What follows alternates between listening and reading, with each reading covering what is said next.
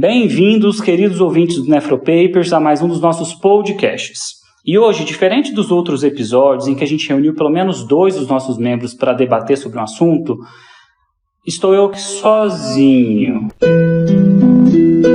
Lion Campanharo, com a difícil tarefa de estrear um modelo diferente de podcast. Um modelo mais prático, mais curto e que a gente vai se dedicar a responder as 10 perguntas mais frequentes sobre um determinado assunto. E eu não poderia escolher um tema mais adequado do que o uso de ECOBRA na população com DRC. Porque a gente abre caixinha de perguntas, seja de DRC, hipertensão, lesão renal aguda, agora COVID, não tem erro, chove pergunta de ECOBRA. A gente precisa lapidar e esclarecer alguns pontos importantes do uso dessa medicação para a gente otimizar esse uso numa população que tem tanto benefício. Então vamos lá. São 10 perguntas, eu prometo tentar respondê-las de forma mais rápida possível, ocupar o mínimo de tempo possível de vocês. Primeira pergunta, por que usar ECOBRA na população com DRC? Então a gente sabe que ECOBRA é antihipertensivo de primeira linha, porque diminuiu evento cardiovascular e mortalidade nos pacientes sem DRC e hipertensos. Embora a gente não tenha grandes ensaios clínicos randomizados comparando diferentes drogas antihipertensivas na população com DRC, a gente vê que estudos de subgrupo mostram que o uso do ECOBRA também tem esses efeitos nessa população.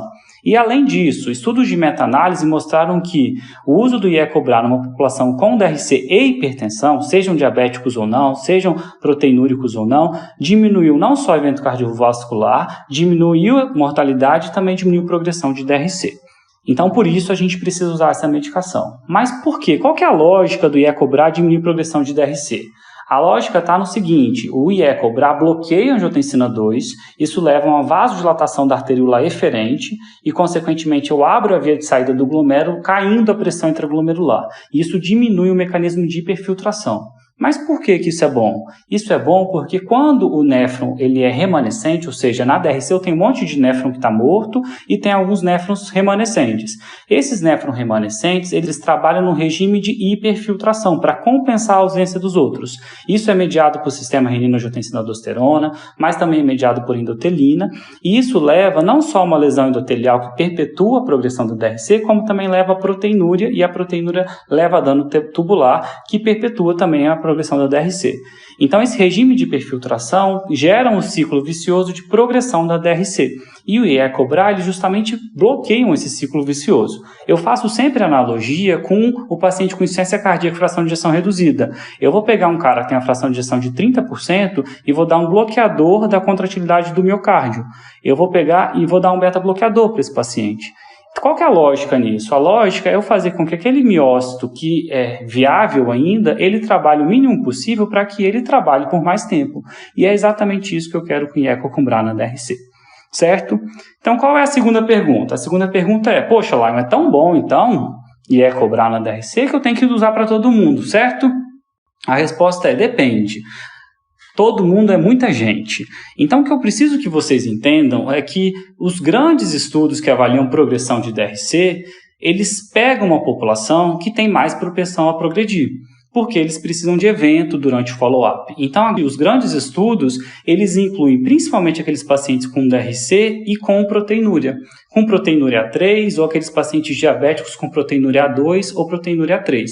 Então, para essa população, eu tenho uma evidência robusta do benefício do ECOBRA.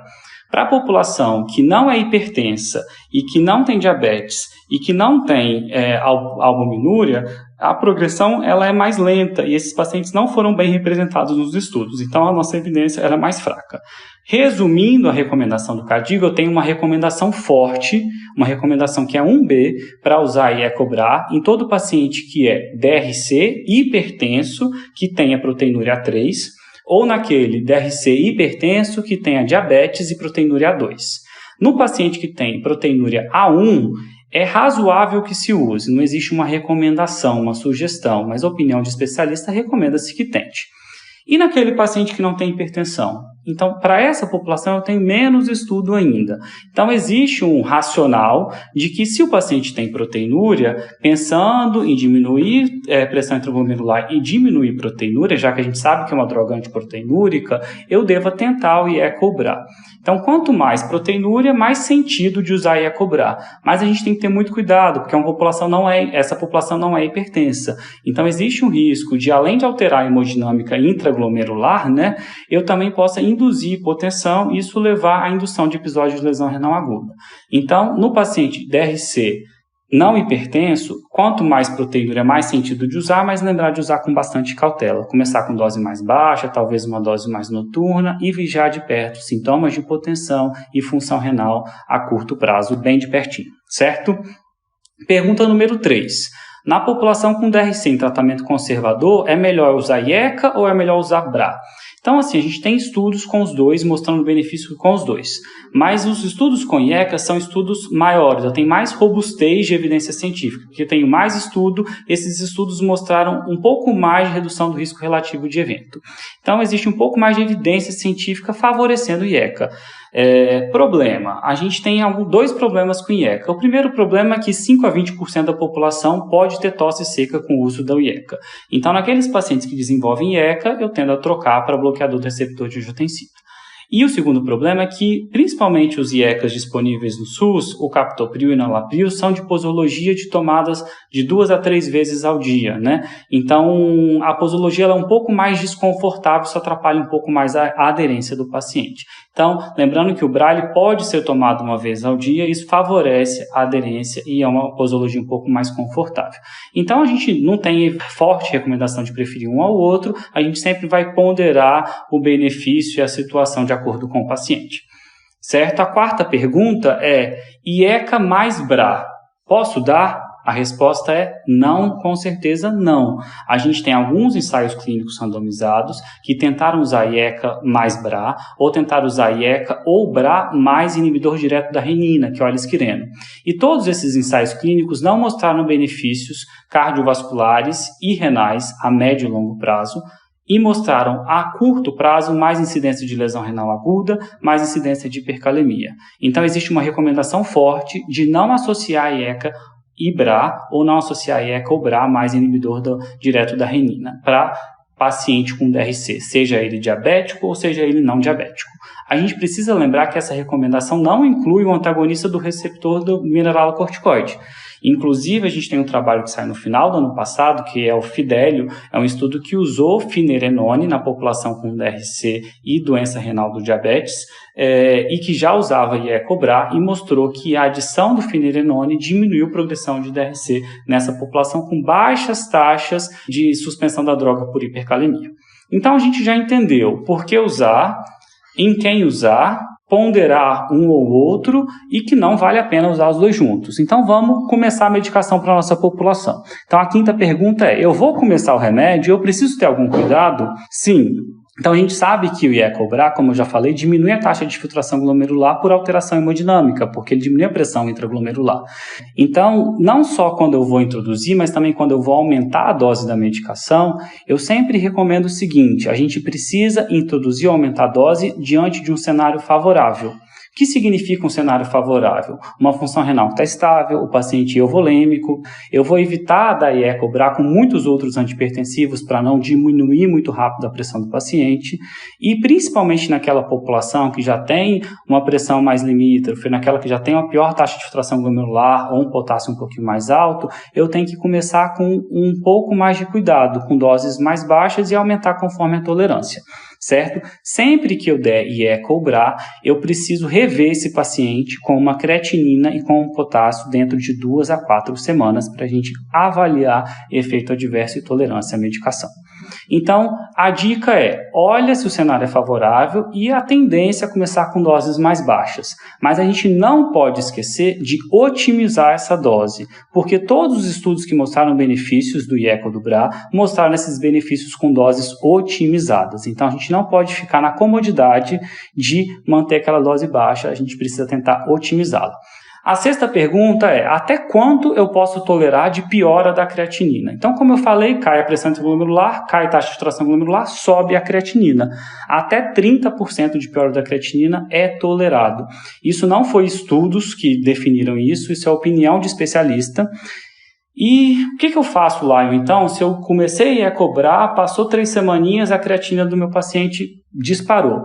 A primeira coisa que eu falo é, olha se o cenário não era desfavorável. Olha se esse paciente, se eu não dei IE-cobrar com muitos outros antihipertensivos, se eu não dei IE-cobrar com um monte de diurético, esse paciente desidratou. Será que esse paciente já não estava em curva de piora? Ou, além disso, olha, será que ele não teve diarreia? Será que ele não usou anti-inflamatório? Será que ele não tem uma infecção? E depois disso tudo, se a gente não achar nada, talvez valha a pena a gente fazer uma ultrassom Doppler para a gente investigar estenose de artéria renal. Lembrando que a maioria dos pacientes que têm estenose de artéria renal tolera o uso do IE-codubrar quando utilizado, introduzido ou aumentado com cuidado. O outro ponto é, até quanto tolerar de potássio, já que a gente sabe que o IE-cobrar induz hipercalemia.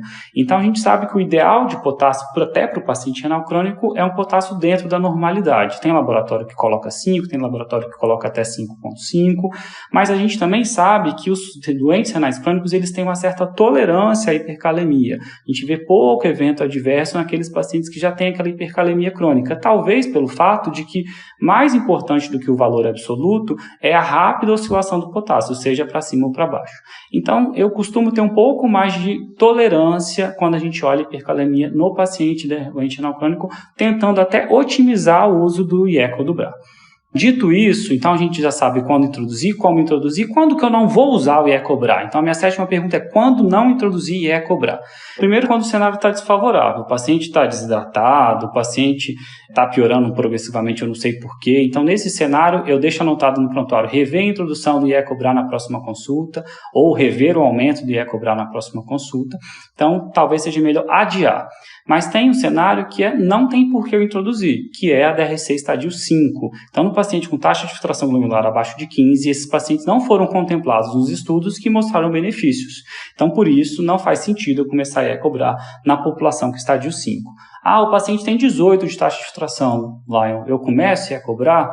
Lembrar que no começo a taxa de filtração glomerular tende a cair. Então, se ela tende a cair, talvez eu empurre esse paciente com 18 para 14, para um DRC estádio 5. Então, a gente sempre precisa pesar o risco-benefício. Para essa população mais limítrofe, DRC estádio 4, quase 5, a gente não tem uma resposta absoluta. Sempre a gente vai precisar individualizar. Oitava pergunta, e o cenário é o seguinte, o paciente vem piorando a função renal, 30, 25, 20, 18, eu suspendo o IE-cobrar. Então, a ideia é, será que se eu suspender eu vou retardar o início de TRS para esse paciente? A gente não tem uma resposta absoluta, mas esse ano saiu um estudo interessante, um estudo que saiu no JASN, com mais de 10 mil pacientes, uma coorte, em que 15% deles pararam o uso do IE-cobrar e 85% deles continuaram e o segmento foi por 5 anos. O que ele observou? Embora tenha se reduzido o início de terapia renal substitutiva, houve maior incidência de evento cardiovascular e maior mortalidade na população que parou o uso do IE-codubrar. Então, não me parece fazer muito sentido a gente suspender IE-cobrar pensando em benefícios renais nessa população que vem piorando de pouquinho em pouquinho a função renal. A gente tem um ensaio clínico randomizado em andamento, chama Stop ACE, que deve ajudar a gente a entender um pouco mais sobre essa pergunta. Outro cenário que costuma ser muito frequente é o paciente que usa IE-cobrar, vem piorando função e começa a fazer hipercalemias. Então, como eu já falei, a gente tende a ser um pouquinho mais permissivo, mas sempre na hora de manejar a hipercalemia, lembrar dos fatores contribuintes. O paciente está um pouco hipervolêmico, dá para dar um diurético de alça que vai espolhar um pouco mais de potássio. Olhar a dieta, acompanhamento com o nutricionista, olhar a constipação intestinal, porque 10% da eliminação do potássio é via trato gastrointestinal, corrigir a acidose metabólica, não só para facilitar o manejo do potássio, mas também por todos os outros benefícios que a correção da acidose metabólica traz para a DRC, olhar outras medicações que podem cursar com hipercalemia. Hoje no Brasil a gente tem só o Sorcal de resina de troca, mas acho que com a chegada dos novos a gente vai ter um pouco mais de melhores medicações para manejar esses pacientes. Nada disso deu certo, primeiro eu olho para reduzir a dose e depois eu vou suspender a dose do IECA ou do BRA. Então a gente tenta manter o máximo que a gente pode e sempre que possível retornar ou aumentar a dose. Certo? Então, acho que a gente falou de todos os principais cenários no paciente com doença renal crônica em tratamento conservador, e aí sobraram 2 perguntas. Essas 2 perguntas são para dialíticos. Então, a 9ª pergunta é: IECA ou BRA na população em diálise? Posso? A resposta é claro que sim. Embora a gente não tenha o IECA ou BRA como antihipertensivo de primeira linha para paciente em hemodiálise, porque os estudos são poucos e não conseguiram mostrar a superioridade dele em relação a outros, a gente sabe que é um antihipertensivo que pode ser utilizado. Cuidado sempre com a hipercalemia, mesmo naqueles pacientes anúricos, a gente sabe que o inibidor do IECA ou do BRA diminui a espoliação de potássio via trato gastrointestinal, então também induz hipercalemia mesmo no paciente anúrico. Uma situação especial é naquele paciente que faz diálise peritoneal, porque o IECA ou BRA, eles têm o benefício de manter, de preservar a membrana peritoneal e aumentar a durabilidade da membrana peritoneal, então costuma ser um antihipertensivo muito utilizado nesse cenário. Além de que é incomum, é menos frequente que o paciente em diálise peritoneal faça hipercalemia. Isso acontece por 3 motivos. O primeiro motivo, o banho da diálise peritoneal não tem potássio. O segundo, a maioria dos pacientes em diálise peritoneal tem diurese residual e tomam, portanto, diurético de alça, principalmente, para espoliar potássio, e aumentar a diurese. E o terceiro motivo, a maioria deles não são constipados, porque eles precisam do bom funcionamento do trânsito intestinal para manter o bom posicionamento do catéter de diálise peritoneal. Então, sim, pode cobrar no paciente dialítico e costuma ser uma ótima escolha, principalmente na população em diálise peritoneal. Certo? E a 10ª pergunta é: no paciente que faz hemodiálise, tem a preferência de um sobre o outro? Não temos essa preferência, mas a gente precisa lembrar que os BRAs, eles não são removidos na diálise, enquanto os IECAs todos são, com 2 exceções, benezapril e fosinopril. Então, para um paciente, por exemplo, que faz hipertensão intradialítica, é melhor eu usar um BRA. Para um paciente que faz hipotensão intradialítica, talvez seja melhor usar o IECA. Então, assim, é muito importante entender um pouco da farmacodinâmica das drogas para a gente conseguir conciliar com essas oscilações de pressão no período intra e interdialítico. Acho que é isso. Me propus a responder essas 10 perguntas. Espero ter esclarecido e ajudado bastante vocês. Um abraço a todos e até a próxima. Esse podcast tem o objetivo de educação médica. As informações aqui prestadas exprimem as opiniões dos seus integrantes no momento da gravação. Não esqueça que a medicina é uma ciência que muda constantemente. Não utilize as informações ouvidas aqui como conselhos médicos para si ou para outros. Em caso de necessidade, procure opinião médica direcionada.